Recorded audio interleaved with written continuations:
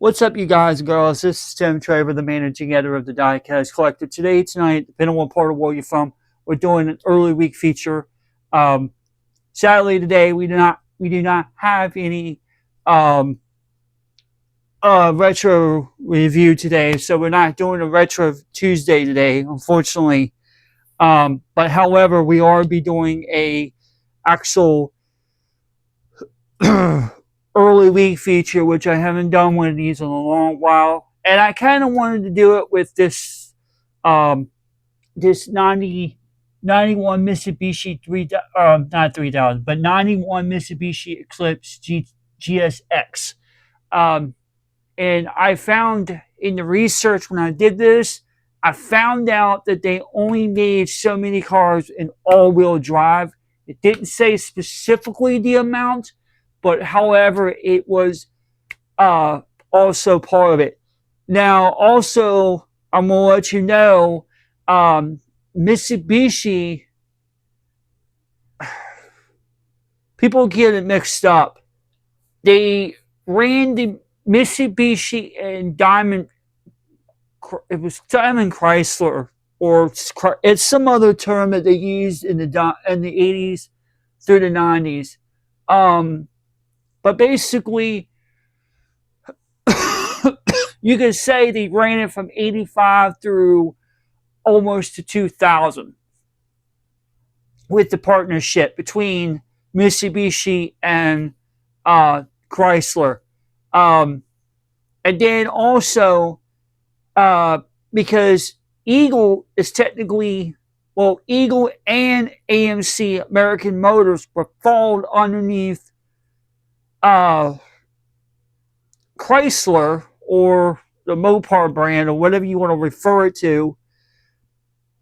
They said on there on Google search that technically the Mitsubishi didn't get the uh, rights to the car, but I think I know, I'm not 100% sure if it was true or not. It could be a false, but from what I heard, it was more of the blueprint.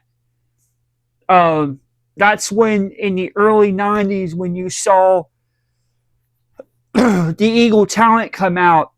The Eagle Talent was part of the underneath of the Mitsubishi line. Basically, I actually read it, and it kind of makes sense now, but back then I didn't know um, that Eagle Talent had all Mitsubishi parts. Basically, in the way I understand it was, the way that they said it on in the actual art, or in the actual search on Google search, Dodge or Eagle or Mitsubishi was providing the cars, the bodies of them. Chrysler was putting out the bodies and everything in partnership. And then, of course, Mitsubishi was providing the chassis, the powertrain, all that stuff. So it's kind of cool to go back and kind of like look at that history and try to understand it. I know there's a lot of stuff that I'm not really talking more about because it's been documented, but I think later on, if I'm not mistaken, Chrysler, I think the Eagle Talent's blueprints did in fact, go into Mitsubishi. It said it on there. It's not. I heard different tales of it, so I don't know. And then I know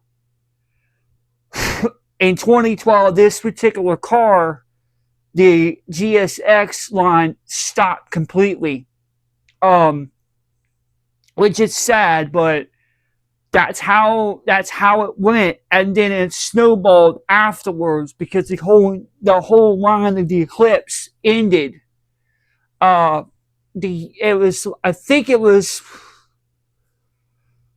if I'm not mistaken, I know the last gen Evo Lancer came out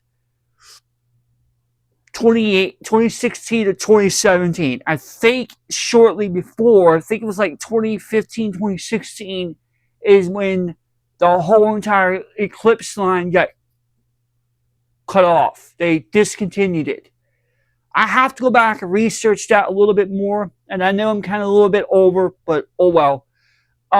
Because I want to take y'all back a little bit in time and get the time period a little bit more correctly, because I know there's a lot of people out there kind of misconstruing the information. But I'm doing a little bit more research, so I'm giving y'all a little bit more of what you're supposed to get. So I know I know in the day Evo and Lancer and Evo were considering separated cars. The names of those cars were separated, just like the Mitsubishi Eclipse, the Talent, the 3000 and the 2000 and the Dodge Stealth. They were all separated.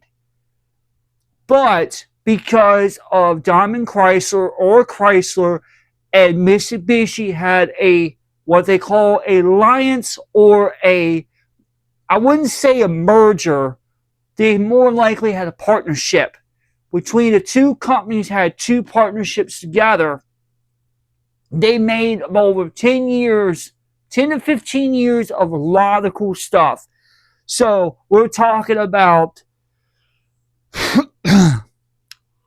the Eclipse, the 2000 GT, the 3000 GT, the Evo, the Lancer, the Eagle, Talent, Dodge Stealth, Mitsubishi FTO, and the GTO.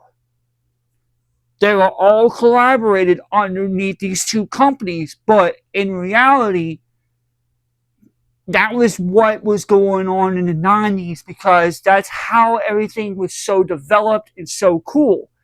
That's why when I was growing up, I saw many of those cars on the road, and I'm like, well, I wish one day I could own one, which I'm still working on it, and I may not get one. That's okay. But at least at the end of the day, I have these die-cast cars. These are my dream cars. Even though I can't afford a real one, I can afford a die-cast. That's why the die-cast collective has been so long gone. When I went back a long time ago and started it with a friend of mine, which I'm not going to mention my friend's name because I don't want to. However, him and I were in the die-cast stuff heavily, and since he moved on and he can't collect anymore, he told me, he's like, you know what? You go ahead, man. You go ahead and take care of the legacy. You keep it rolling. So, in his eyes, I'm keeping everything alive and well, and I'm thriving, I'm striving, I'm doing better. I'm getting back into it a lot more. Also, I just want to let y'all know, tomorrow there will be a slight change in the actual stuff. We will be having showers and storms rolling through my area tomorrow. So the actual pivot and shift, as I always will mention, we are shifting and pivoting it earlier in the day. So around like 11 or 12 in the morning here my time, we're going to try to put the stuff out and be done by 4 or 5 before 6. Because I don't want to be, I don't want anything starting to erupt or starting to happen where we just, everything happen. Certain things I will not mention, but I just don't want any of that stuff happening. So with all that being said, guys and girls, we may just go ahead and I may end up taking, after I finish this, I may just go ahead and end up just turning around and get everything pre-recorded for tomorrow, and then just wait till tomorrow and then just push it out that way.